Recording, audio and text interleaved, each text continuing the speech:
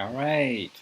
Welcome to the next episode of Becoming a Techno Wizard on my anarchist pod, on my anarchist section, reading Anarchy Works by Peter Gelderloos. So, if you recall, we left off on this section of chapter 2, talking about decisions and how will decisions be made.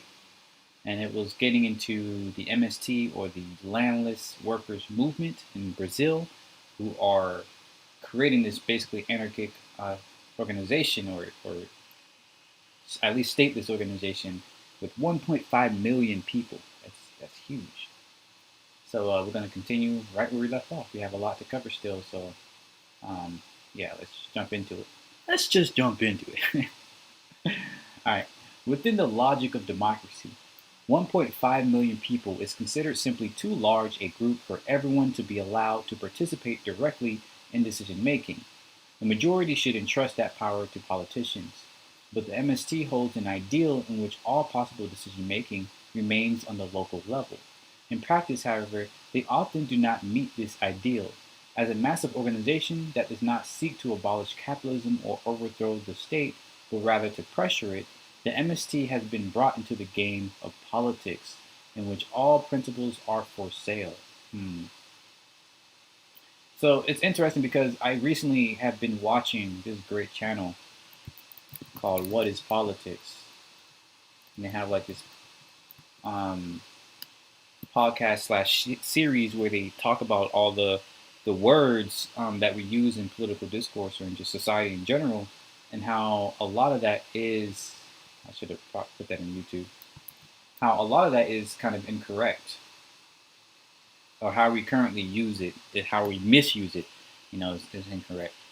The governance of a country or other, especially debate or conflict among individual parties having achieved power, activities of governments concerning.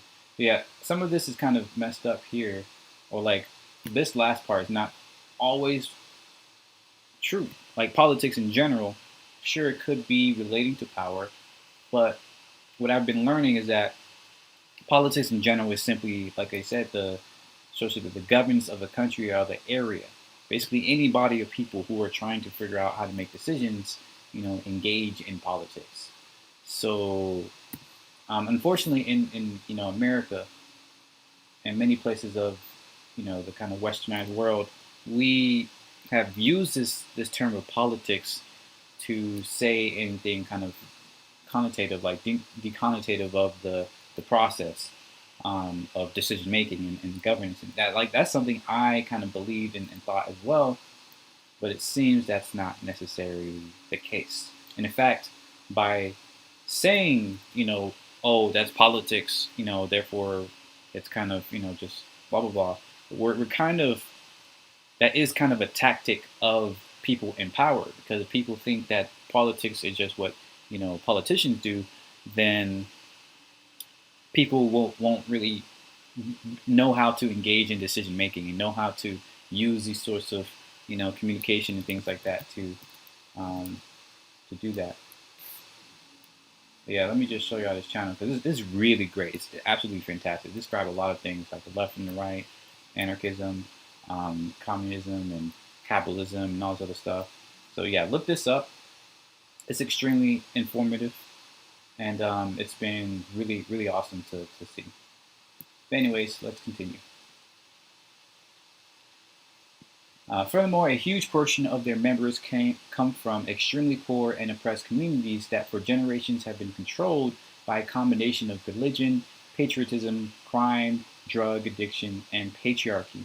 These dynamics do not disappear when people enter into the movement, and they cause significant problems within the MST. I can see that. Throughout the 80s and the 90s, new MST settlements were created by activists from the organization who would seek landless people in rural areas, or especially in the favelas, the urban slums, who wanted to form a group in occupied land. They would go through a base building period of 2 months, in which they would hold meetings and debates to try to build a sense of community, affinity, and political common ground. Goodness, felt a little dry.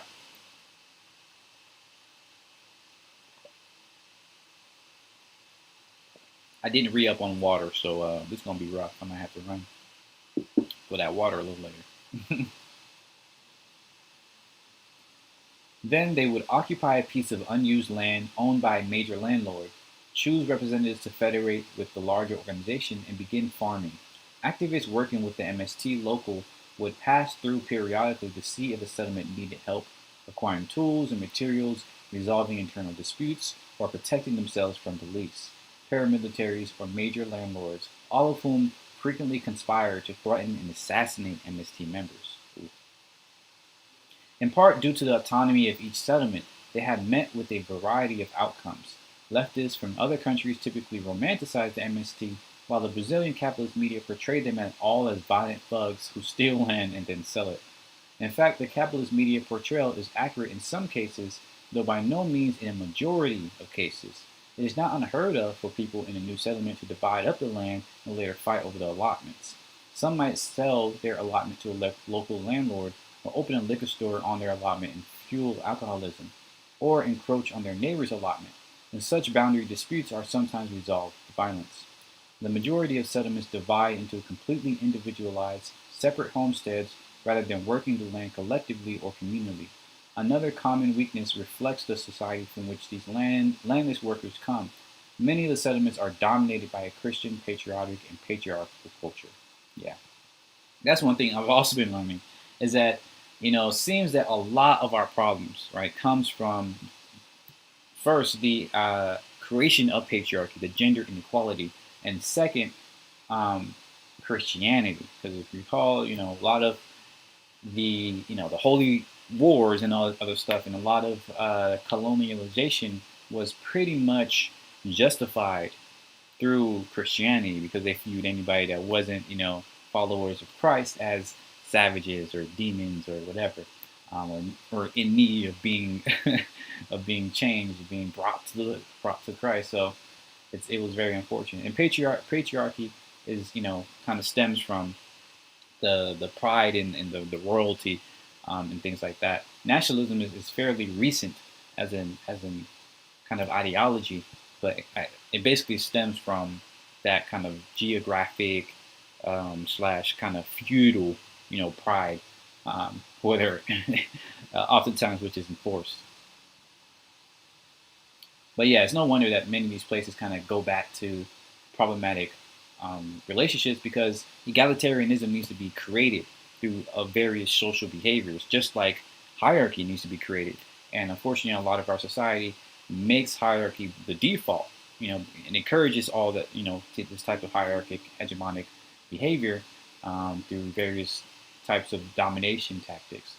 Whereas if you want to create an anarchic or community kind of environment, we need to take down this patriarchy. And that doesn't mean making males or men secondary to women or anything like that. No, it's egalitarian, making them on the same playing field where all people have the same amount of equality.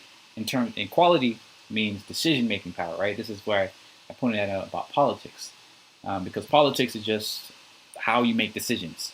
And so, in an equal society, it's not about everybody having equal skills or equal competence or this, that, and the other. It's about who has the say, right? Who has the power to say who gets what or what people should do and not do. In egalitarian culture, everybody has decision-making power, and that's the key difference. So yeah, also this this communality. I've been learning or hearing a little bit about this from this dude called Bookchin. So I want to read up on him next because there's been a lot of interesting things I've been hearing about the ideas of communalism. And I definitely think that communities are going to be a huge part into how we, better the world. So let's continue.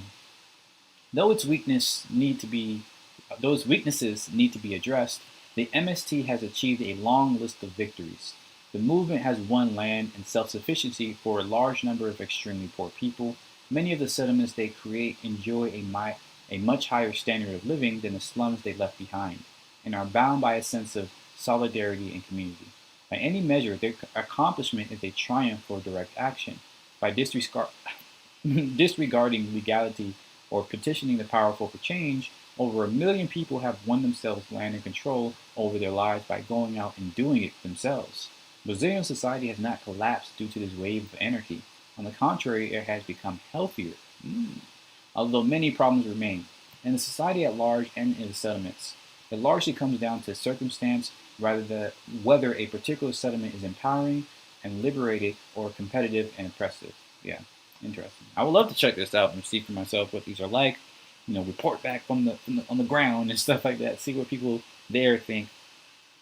Because oftentimes here in America, it's very easy to just hear a bunch of propaganda about a place. Like I had some folks that are living in China, and I would ask them, is it as bad as the news says? You got these communist government, forcing you to do this, that, and the other, and like no, like for the most part, it's fairly, yeah, it's some sucky aspects, like some things you can't do. But one interesting point, the person I was talking, well, two people I talked to were almost completely opposite sides of the spectrum here, but they were mentioning how in China, right, the rules are usually clear of what you can and can't do, and what the government will do, like the surveillance and stuff like that. Like it's clear, it's out in the open that this is happening, so people can kind of get along their way. But they pointed out how in America we have the same thing, right? But most people don't know. Like the whole Snowden thing, the fact that some people view Snowden as a freaking what was a treason as treasonous or whatever. But he's just pointing out that the fact that the government is spying on its own people, like we don't really have a foot above here. A lot of the things that China does, America does too, but in the trenches or behind the scenes and things like that, or the corporations do it. So it's like we don't necessarily have a step ahead there, and a lot of the people kind of like the living. So of course there's many problems, but there's also many problems here. So it's always important to see what the people think that are actually living in a certain place, to actually say whether or not that place is the worst place ever, or super bad, and blah blah blah blah blah. Like you need to go there, you need to talk to people and all that. You can't just trust the media. You cannot. According to an MST member who worked for several years in one of the most dangerous regions of Brazil, 2 months was simply not enough time in most cases to overcome people's antisocial training and create a real sense of community. But it was much better than the prevalent pattern in the subsequent period. As the organization experienced a rush to grow, many activists began slapping together settlements by recruiting groups of strangers, promising them land and sending them off into the regions with the poorest soil or most violent landlords. Often contributing to deforestation in the process.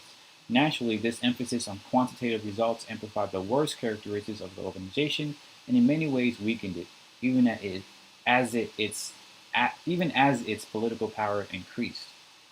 Yeah, that's almost always a big problem, is when you try to look when you pay attention more to the metrics and the quantities as opposed to the quality. You're almost always in for a bad bad experience. And I've been thinking about that myself as I've been thinking about, okay, what can we do to make the problems that we have in America better? Have a more cohesive community, have better walkable cities and environments and things like that. And that comes from building a sense of community, right? It starts there. It starts with coming together with people, talking, building friendships and things like that. And then you can, build out from there. Because when you trust the folks that you're around, then you can do more things together, and you can, it's just more powerful. The context for this watershed in the MST was the election of President Lula of the Workers' Party, PT, in 2003. Previously, the MST has been autonomous. They did not cooperate with political parties or allow politicians into the organization, although many organizers used the MST to launch political careers. But with the unprecedented victory of the Progressive Socialist Workers' Party, the leadership of the MST tried to forbid anyone in the organization from publicly speaking out against the government's new agrarian policy. Yep, see, that's what I mean, like that decision-making power. At the same time, the MST began receiving huge amounts of money from the government. Lula had promised to give land to a certain number of families, and the MST leadership rushed to fill this quota and engorge their own organization. abandoning their base and their principles. Many influential MST organizers and leaders, backed by the more radical settlements, criticized this collaboration with the government and pushed for a more anti authoritarian stance. And in fact, by 2005, when the PT's agrarian program proved to be a disappointment, the MST began fiercely challenging the government again. Yet, in the eyes of anti authoritarians, the organization had lost its credibility and proven once again the predictable results of collaboration with the government. But within the movement, there are still many causes for inspiration. Many of the settlements continue to demonstrate the ability of people to overcome their capitalist and authoritarian socialization, if they take it upon themselves to do so. Perhaps the best example are the comunas, comuna, comunas da terra, a network of settlements that make up a minority within the MST, that farm the land communally, nurture a spirit of solidarity, challenge sexism and capitalist mindsets internally, and create working examples of anarchy. It is noticeable that the people in the comunas de terra enjoy a higher standard of life than those who live in the individualized settlements. That community, right? There are contemporary examples of non-hierarchical organizing in North America as well. Throughout the United States today, there exist dozens of anarchist projects that are run on a consensus basis. I need to find some. Consensus decision making may be used on an ad hoc basis to plan an event or campaign, or more permanently to run an info shop, an anarchist social center that can serve as a radical bookshop, library, cafe, meeting space, concert hall, or free store. Interesting. A typical meeting might begin with volunteers filling the positions of facilitator and note taker. Many groups also use a vibes washer, someone who volunteers to pay special attention to emotions and interactions within the group. Recognizing that the personal is political, and that the tradition of suppressing emotions in political spaces derives from the separation of public and private, a separation on which patriarchy and the state are based. Interesting. Is that true? I'm not sure, because I know I've been learning a lot about how patriarchy, once again, is created from gender inequality, which started from well, I guess, yeah, you could say it is public and private, because the biggest thing with egalitarian cultures that were, egalitarian, like they had equality between the sexes, the genders, and things like that, is that they didn't necessarily have this idea of privacy, of private property and things like that. Like they had no need for it, because they didn't like hoard resources. They used pretty much everything on a daily basis, any resources that they gathered, they brought together in a public area. Anything they created, it was open for other folks to use, and they regularly, encouraged their kids and their people to share things, right? There's this one story of this anthropologist who went to, I think it was the Hadza, one of these folks, and she had like a tomato, and she sliced this, made one slice of the tomato and gave the slice to one of the kids, and the kid sliced it up into 16 other slices that passed to all the other kids in the circle, and so she was like, "Oh wow, I just have this big old thing of tomato," right? Like for them, sharing is natural. It's like breathing, right? You don't even think about too much about like, oh, I'm gonna keep doing something for myself. It's a inherently cultural behavior that is recognized and supported and encouraged. And in our society, narcissism, greed, and kind of selfishness is more so encouraged, and or we call it individualism, right? We call it meritocracy, even though meritocracy is a myth.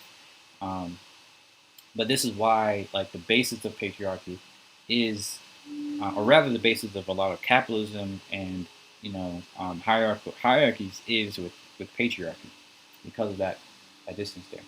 But anyways. Next, the participants create an agenda in which they list all the topics they want to talk about. For each topic, they start by sharing information. If a decision needs to be made, they talk it over until they find a point where everyone's needs and desires converge. Someone states a proposal that synthesizes everyone's input, and they vote on it, approve, abstain, or block. If one person is opposed, the group looks for another solution. The decision may not always be everyone's first choice, but everyone must feel comfortable with every decision the group adopts. Throughout this process, the facilitator encourages full participation from everyone and makes sure no one is silenced.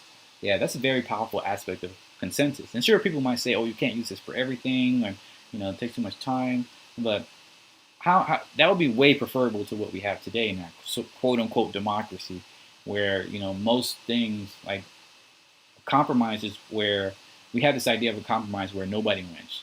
But their idea of a compromise, or rather a consensus, is where everybody wins. You might not win everything you want, but you win in some ways. Like you're not worried about, if something happened and you are, directly opposed to it, because that's the whole point is to, see how can we come to a consent? Like how can we figure out a solution in which nobody is opposed to what we're trying to do? And if you say that, oh, that takes too long or whatever, look at our current political system.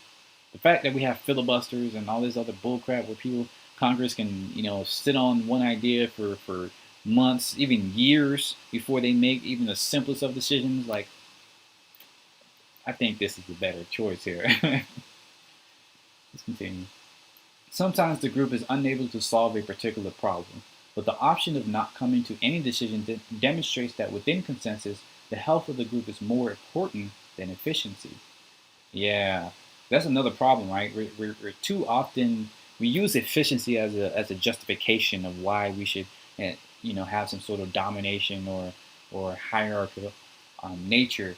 But oftentimes, efficiency doesn't really matter if everybody or a lot of people are disadvantaged and being, oppressed. Like efficiency would often kind of makes you lean the whole or slant the playing field so that some people get what they want. Like, oh yes, it's efficient, we get what we want, but everybody else, right, who didn't is now suffering.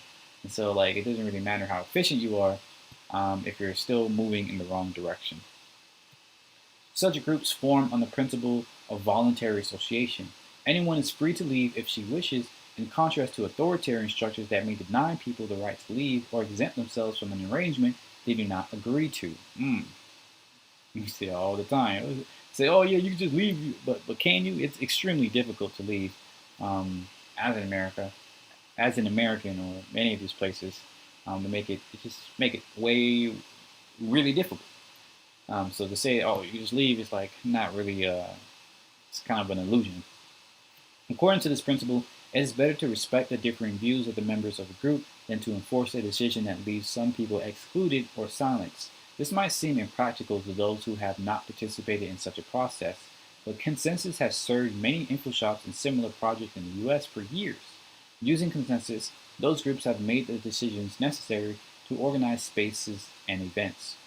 Reach out to the surrounding communities, bring in new participants, raise money, and resist attempts by local government and business leaders to shut them down. What's more, it seems like the number of projects using consensus in the US is only growing. Granted, consensus works best for people who know one another and have a common interest in working together, whether they are volunteers who want to run an info shop, neighbors who want to resist gentrification, or members of an affinity group planning attacks against the system, but it does work. A common complaint is that consensus meetings take longer, right? But are they really less efficient? Authoritarian models of decision making, including majority voting in which the minority is forced to conform to the decision of the majority, hide or externalize their true cost. Yes, that's a great point. Like I said before, when you slant the playing field and only certain people win and others don't, is that really more efficient overall? Right? It might be more efficient for some people and for certain parts of the decision, but if other people are suffering, then that's almost always going to come back to bite you. Right? They're not going to take that for long, or they're not going to be able to work very well, or any number of problems that happens for them. That's a good point. Communities that use authoritarian means to make their decisions cannot exist without police or some other structure to enforce these decisions. I didn't even think about that aspect, right? Like, yeah, whenever you have a majority rule or something where you say, oh yeah, you have to stick to this, then if people don't want to stick to this, you have to force them to. You have to say, stick to this or else, right? Or you go to jail, or you do this, or whatever. So, like, yeah, it creates less efficiency because now it has more oversight. Like, you need more people. You have to pay the cops that are going to, enforce your decision. So that's a great point as well. Consensus precludes, yeah, consensus precludes the need for enforcement and punishment by making sure that everyone is satisfied beforehand.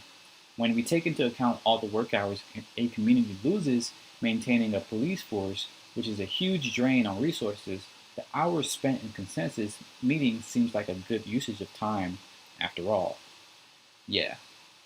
Not to mention, fighting against the police and, wrongful jail and the fact that you put people in jail for a longer period of time, which is a lot of people who now can't work, which, makes the labor force more and more difficult. In fact, there's a recent study going around that showed that more corporations, more companies are having to, you know, accept people who've been to jail, like because the labor market is now so sparse that people are like, oh, we need to, look back at people who've been to jail because they, if you recall, it's very hard for people with a record to get, a lot of good jobs. But now you realize that with mass incarceration as well as the straining labor market, you need these people, and so that is lost efficiency through that system.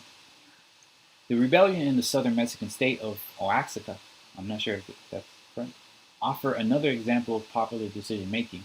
In 2006, people took over Oaxaca City and much of the state.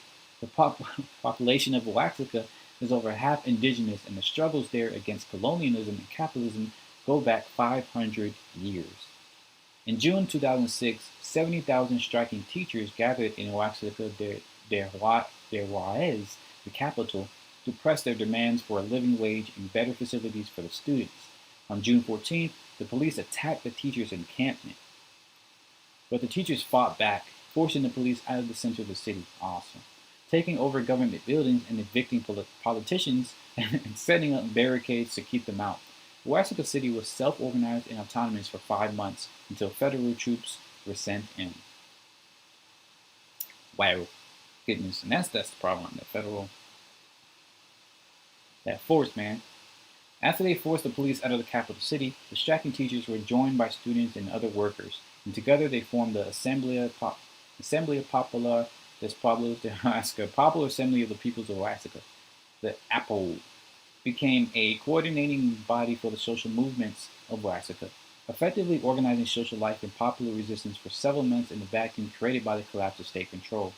It brought together delegates from unions, non-governmental organizations, social organizations, and cooperatives across the state, seeking to make decisions in the spirit of indigenous practices of consensus, although most assemblies made decisions with a majority vote. APO founders rejected electoral politics and called for people throughout the state to organize their own assemblies at every level. Recognizing the role of political parties in co-opting popular movements, the APO banned them from participating. It makes sense. And it's even easier today, I think, to create these sorts of things, to create these sort of local assemblies where people can directly vote, because with the internet and things like this, it's much easier to facilitate that. So I wonder why or if there's folks that do that. According to one activist who helped to found the APO, so the APO was formed to address the abuses and create an alternative. It was to be a space for discussion, reflection, analysis, and action. We recognize that it shouldn't be just one organization, but rather a blanket coordinating body for many different groups. That is, not one ideology would prevail. We would focus on finding the common ground among diverse social actors. Students, teachers, anarchists, Marxists, churchgoers, everyone was invited. The APO was born with a formal structure, but soon developed impressive organizational capacity. Decisions in the APO are made by consensus within the General Assembly, which was privileged as a decision-making body. In the first few weeks of our existence, we created the APO State Council. The council was originally composed of 260 people, approximately 10 representatives from each of the OAXACA's 7 regions, and representatives from OAXACA's urban neighborhoods and municipalities. The provisional coordination was created to facilitate the operation of the APO throughout different commissions. A variety of commissions were established: judicial, finance, communications, human rights, gender equity, defense of natural resources, and many more. Proposals are generated in smaller assemblies of each sector of the APO and then brought to the General Assembly where they are debated further or ratified. Interesting. I wonder if, and or rather how, egalitarian alliances in the past use this, because there were coalitions of anarchists, or what we would call anarchists, but back then was just egalitarian cultures prior to, of course, colonialism, and they apparently created constitutions amongst themselves. I wonder how they, like the finer details of how they structured themselves, because they lasted for a very long time, hundreds, thousands of years before colonialism. So it will be interesting to see if we can replicate some of that as well, because that may be a good signal or you know um, insight into all of this. Time and again, spontaneous popular assemblies, such as the one created in Oaxaca, have proved capable of making sound decisions and coordinating the activities of an entire population. Naturally, they also attract people who want to take over social movements and people who consider themselves natural leaders. In many revolutions, what begins as a horizontal libertarian rebellion becomes authoritarian as political parties or self appointed leaders co opt and shut down popular decision making structures. Highly visible participants in popular assemblies can also be pushed towards conservatism by government repression, since they are the most visible targets. Goodness, this is quite okay. I'm almost done. Very long chapter. This is one way to interpret dynamics that developed in the Apple after the federal invasion of Oaxaca in late October 2006. As the repression intensified, some of the more vocal participants in the assembly began calling for moderation, to the dismay of the segments of the movement that were still in the streets. Many Apple members and movement participants complained that the group was taken over by Stalinists and other parasites who used popular movements as tools for their political ambitions. Mm. And though the Apple has always taken a stand against political parties, the self-appointed leadership took advantage of the difficult situation to call for participation in the upcoming elections as the only pragmatic course of action. Yeah, it seems that that is a big problem of why we have kind of misconstrued the idea of the left and the right is when Stalin and Lenin and all this Trotsky or whatever, they completely kind of manipulated this idea of the left and the right, and the capitalists did too, or rather I should say, people who enjoy power. um, but it turns out the left, starting from the French Revolution, was basically about equality, right? About establishing equality in terms of, once again, decision-making power, whereas the right was for hierarchy, whereas people of higher levels, or rather they support decision makers being above other folks, right, and being able to pass down tell what other people should do. So the right is usually about hierarchy, or is about hierarchy, and the left is about equality. And that was mixed up in the time of the 80s and all this Stalinist or the whole World War II to Cold War era.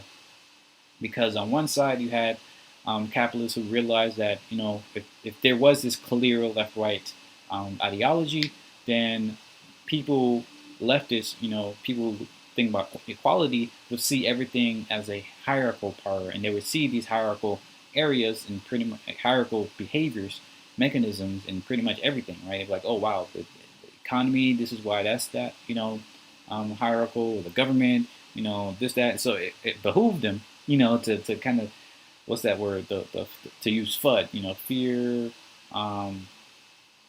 was it unknown or whatever, and ambiguity, and basically confusing the whole situation, right? It behooved them to use this to be like, oh no, we're not about hierarchy. We're about liberty. We're about freedom, and that comes, sometimes, you have less equality, and equality is about, what the Stalinists are doing. That's everybody is the same type of person, and they take away your liberty, right? So they make it seem like it's liberty against um, freedom, or freedom against liberty or whatever, right? Whereas, uh, I'm sorry, not freedom against liberty, equality against liberty.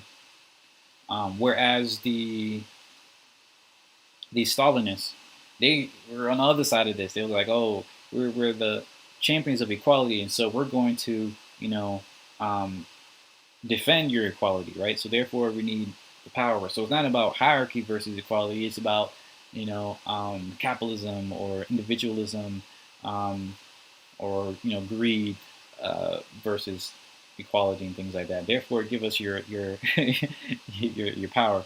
So both of these were actually rightists, like they were hierarchical people, but they used the language, they misused the language in order to confuse folks, to give them what they want, to give them the power that they wanted.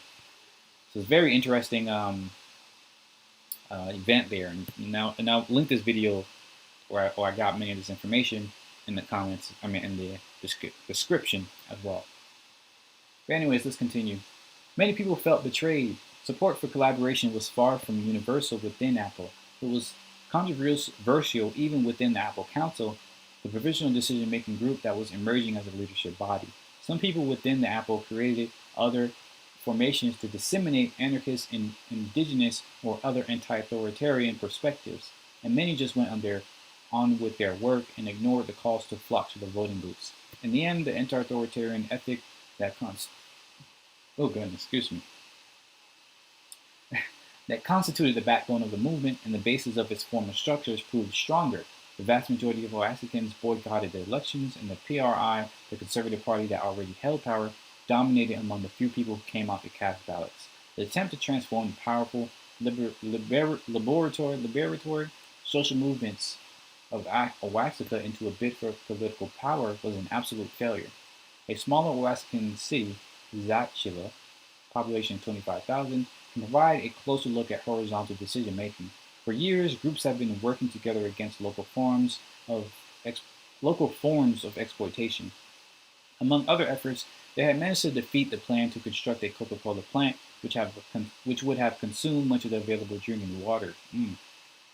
When the rebellion erupted in Oaxaca City, a majority of the residents decided to take action. They convoked, interesting word, convoked Zachila's first popular assembly with the ringing of the bells, calling everyone together to share the news of the police attack in Oaxaca City and to decide what to do in their own town. More meetings and actions followed. We can go all together assembly. Okay. Men, women, children, and city council members joined together to take over the municipal building. A lot of the building was locked, and we only used the hallways and the offices that were open. We stayed in the municipal building night and day, taking care of everything. And that's how the neighborhood assemblies were born. We'd say, it's the neighborhood of Las Soledad's turn, and tomorrow it's up to San Jacinto. That's how the neighborhood assemblies were first used, and then later they turned into decision-making bodies, which is where we are now. The seizing of the municipal building was totally spontaneous. The activists from before played a role and initially directed things, but the popular assembly structure was developed little by little. Neighborhood assemblies comprised a rotating body of 5 people, neighborhood assemblies comprised of a rotating body of 5 people were also formed in each section of the town, and together they would form the permanent popular assembly, the People's Council of Zachila. The people from neighborhood assemblies may not be activists at all, but little by little, as they follow the obligation to bring information back and forth from the council, they develop their capacity for leadership. All the agreements made in the council are studied by these 5 people and then brought back to the neighborhoods for review. These assemblies are completely open. Anyone can attend and have their voice heard. Decisions always go to a general vote, and all the adults present can vote. For example, if some people think a bridge needs to be built and others think we need to focus on improving electricity, we vote on what the priority should be. The simple majority wins, 50% plus 1. The townsfolk kicked out the mayor while maintaining public services and also established a community radio station. The city served as a model for dozens of other municipalities throughout the state that soon proclaimed their autonomy. Years before these events in Zachila, another group was organizing autonomous villages in the state of Oaxaca. As many as 26 rural communities affiliated with the CIPO-RFM, Council of Indigenous Peoples of Oaxaca, Ricardo Flores Magón, an organization that identifies with southern Mexico's tradition of indigenous and anarchist resistance. The name references an indigenous anarchist influential in the Mexican Revolution. Insofar as they can, living under an oppressive regime, The SIPO communities assert their autonomy and help one another to meet their needs, ending private property and working the land communally. Typically, when a village expressed interest in joining the group, someone from the SIPO would come in and explain how they worked, and let the villagers decide whether or not they wanted to join. The government frequently denied resources to SIPO villages, hoping to starve them out, but it's no surprise that many people thought they would live more richly as masters of their own lives, even if it meant greater material poverty. Interesting. Whew. So a lot of great stuff, and we'll cover how this is being enforced next time. Looks like, oh, not too long of a chapter, so shorter video.